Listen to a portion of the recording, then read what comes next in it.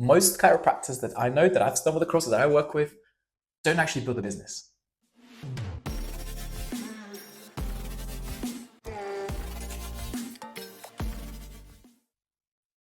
It's not because they don't want to, it's because they don't have the path, the blueprint to understand the mechanics behind what does it actually look like to have a successful business. We're going to go through a framework today that by the end of this video, I promise you, you'll be better off than you were before.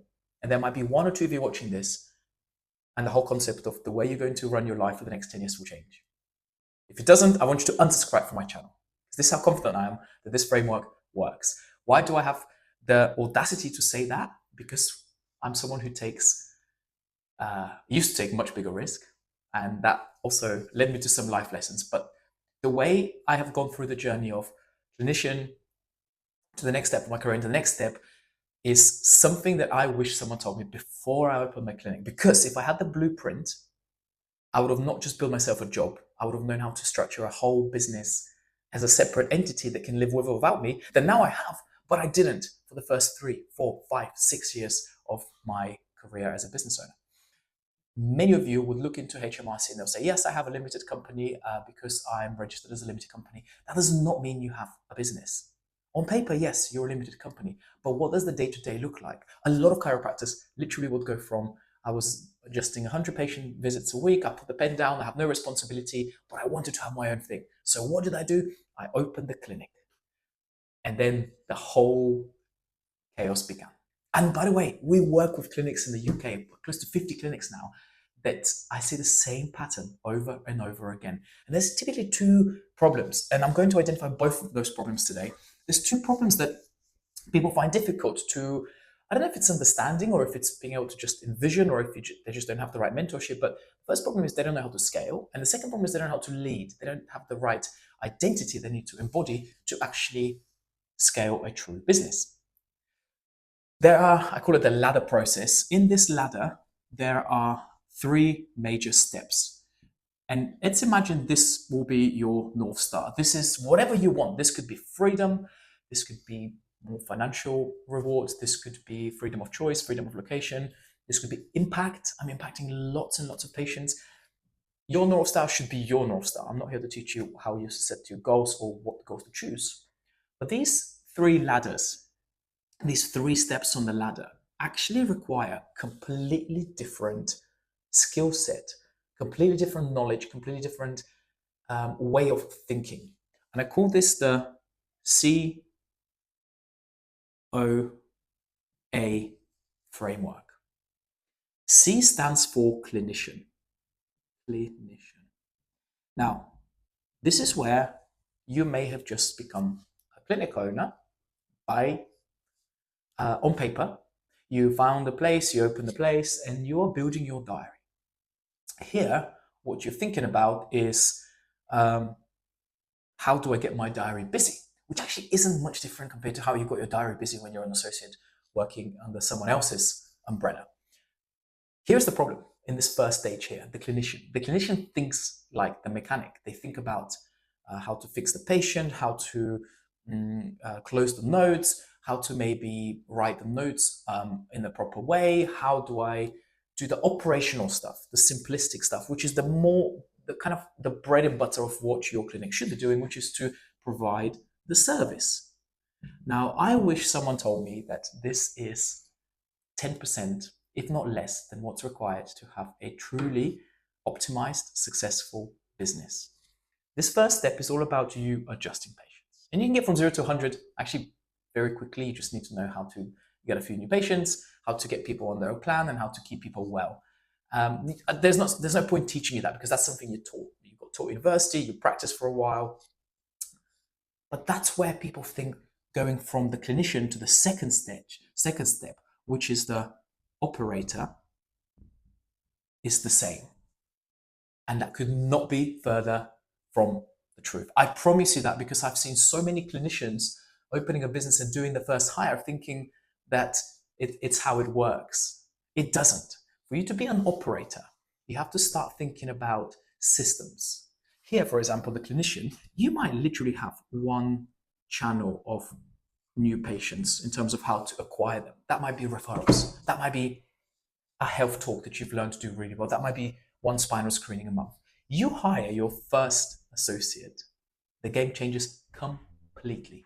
Completely. So you've gone from this clinician who knows how to treat patients to all of a sudden you're now operating. You're wearing so many different hats. One hat might be, I need to learn marketing. Another hat might be, I need to learn how to do SOPs and standard operating procedures. And I need to know how to explain finance and get people to be on the membership. Therefore, I need to know how to do tech support and customer support. I need to be able to do emails and sequencing and funnels. Oh, if someone cancels, what's our procedure for that? I used to think when I launched Practice Peak that I'll be helping these people, the operators. These are the people who have had maybe their first hire, maybe they've got a couple of CAs and one associate, maybe they've got a couple of associates and they're thinking of hiring a clinic manager. And yes, we help them with that. We have a lot of people that have gone from sort of 10K to 30, 40, 50K a month. The reason why I talk about money sometimes is it just literally translates to the amount of value you provide for the marketplace. But what I realized is most of these people that we work with, when they get to a certain level, the challenge is their mindset of what does it look like to actually own the business. You being the operator basically means you're a glorified manager. You're doing everything. And I have a couple of clients who the next level, the next challenge for us as a consulting firm is to help them understand that running a clinic and building a business are two very, very different concepts. Let me say this again. Running your clinic and building a business that can survive with or without you are two completely different things that require two completely different ways of thinking, a completely different action and completely different behavior every single day. In fact, the two conflict. One of them requires you to adjust the patients, to do the notes, to do the marketing, to set up a funnel, to call a patient that complained and they want their refund, to set up the next spinal screening, to mentor your new chiropractor you've just hired, to know how to hire. Instead of up here, so C stands for clinician, O is the operator, A is you are the architect. You are the actual individual or individuals, if you have a business partner, who are building the business as an entity. What that means is the stress test that I'd like to think, and there's two levels to it, and I'm actually hopefully entering the second level, but it takes time. The first level is what happens if I go on an island for 3 months. And by the way, if you haven't watched some of the previous YouTube videos, please go back and watch them because we talk about systems and operations and how to streamline your practice. Super valuable, but you need to have the mindset for it. If you want to be the architect, if you want to be the person who just lets go of control, lets go of thinking that you have to do everything yourself, and you start to understand leverage, you start to understand systems thinking, you start to understand business structure and models and frameworks and team organizational charts and all the things that are actually required for you to go on an island for 3 months, no internet, no connection with the clinic. How would your clinic be? What would your practice look like when you come back? Now I'm going to pause here because I think a lot of you will think, holy smokes, dude, I'm not going to have a business, I'm not going to have a clinic. Here, if you're a clinician and you leave for a week or for 2, the best thing you can do is to get a locum. But what you've done is you've created a job for yourself. It's fine if this is how you want to operate. I'm not judging people. I'm just saying that there are different levels that require different action steps, but also give you different things in return. The clinician, yes, your business might be 40, 50, 60, sometimes 70% profit, right? Up here, when you're the architect and you have a big, busy, successful practice, you might have 20% profit. But what are the things that you're saying yes to, and what are the things you're saying no to each one of these levels? That's the biggest point that I'm trying to make in this video. If I'm down here, touch wood, if I twist my ankle, if I snap my meniscus because I snowboard and I do silly things, I cannot fulfill the service, therefore I'm not earning money. If you're here for the impact, if you're here to help lots of patients, which I hope you are, this is probably not the most efficient and effective way to impact the community on scale. If you're the operator, this is actually the most dangerous zone, in my opinion. It's very difficult to escape because it requires you to think differently if you want to be the architect. So you're actually doing a lot more heavy lifting here in the middle point, and you are less profitable than you were as a single doc practitioner or a single doc type of practice. If you're a unicorn, if you want to be just like us, the top 1%, and you want to become the architect of a business, that requires for you to think like a business designer. This is where you actually create space for you to think about the business development. You actively put slots in your weekly diary to develop the business, to think strategy. Less doing, more thinking. More hiring, less you doing things yourself. More mentorship and delegating and building systems so that the machine runs itself. Because the second stress test is, and my business partner has this incredible thing. Every time he goes away, the business grows. Every time he steps away from the business, revenue goes up, number of new patients goes up, conversions go up, retention goes up. We've thought of something different. And how many of you can truly say that you're the architect of your business, that you work on the business, not in it? For the last 2 years, I've not treated a patient. For the last 2 years, my business has hit record months consecutively, month on month on month on month. I'm not saying that to brag. I'm saying that to show you that I was the biggest bottleneck in my system, in my business, when I was doing everything myself. Then I said, enough is enough. The patient is not getting the best care from me. My manager is not getting the best attention from me. My associates are not able to have my time and energy and support. I'm not able to build the next exciting thing for the business to actually develop into something that can serve hundreds and thousands of patients every single year.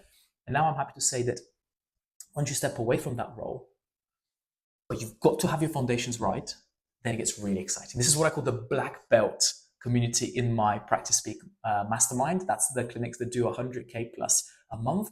And these clinics are typically not relying on the clinic owner to be delivering the service. Some of you guys might absolutely love treating patients, which is lovely and it's amazing, and you might never want to stop, but at least have the option to step away. I've had a couple of clinics that we interviewed, and they said, dude, I've created a beast. We have like 300, 400, 500 visits a week. I'm the only practitioner in there, and I've got a couple of CAs. I have no idea how to start removing myself. I don't even know what that looks like, because everything is set up that relies on me. So choose your battle wisely. Every time you say yes to something, such as whatever, I'm hiring my first associate, you're saying no to something else. That no might be, now I'm going to have less time, even though I wanted freedom. Freedom comes here, guys. Freedom doesn't come here. You've got to learn to enjoy the journey. I think this is really important. But me sharing these videos completely for free, giving a ton of value, and shameless says, hopefully we can work together. This is why I make these videos, is to inspire people to take action, because you watching a video and not doing anything about it, I might as well not make these videos. But if one or two of you thinks, you know what, I actually do understand what Stefan is talking about, and I do want to have bigger impact, and I do deserve to have a bigger reward, because the reward you get is a direct proportion to the amount of value you provide for the marketplace, therefore pain alleviated by patients, therefore number of patients you can help.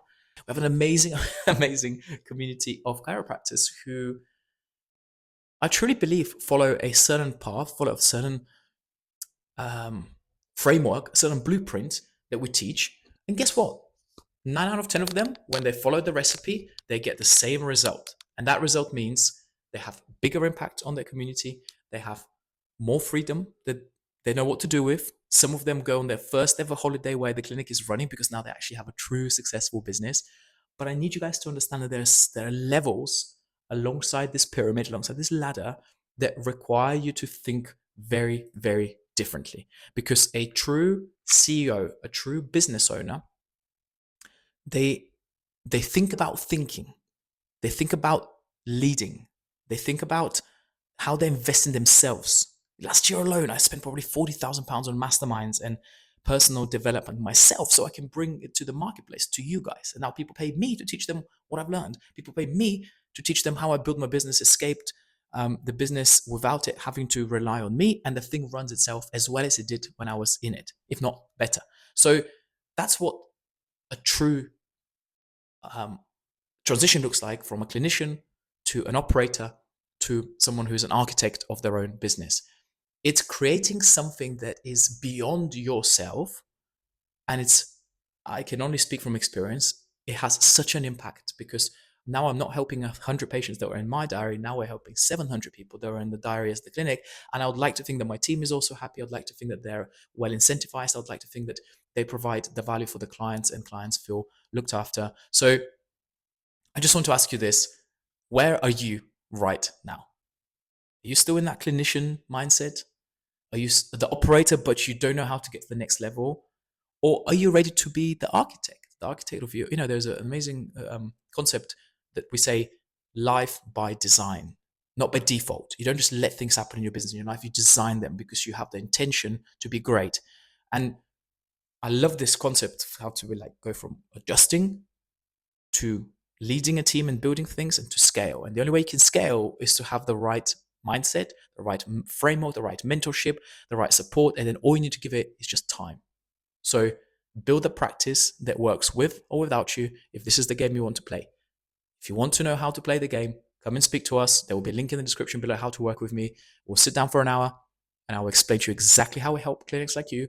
I will explain to you exactly how I can support you after and only if you're approved, because I want to work with people who want to win, but also I want to know that you are at the right stage of the business where I can actually support you. Down here, we don't help many people because you've just started. It's a lot to learn. It's a big curve. One day I may be able to help that. But guys, thank you for watching this. There are a couple of YouTube videos on the channel that I want you to also watch.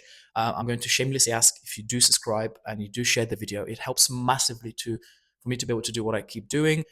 We don't ask for anything in return. The only thing I will ask is maybe share the love if you found this valuable with at least one more chiropractor that is close to you and you think they might need our help and support, and this will be valuable.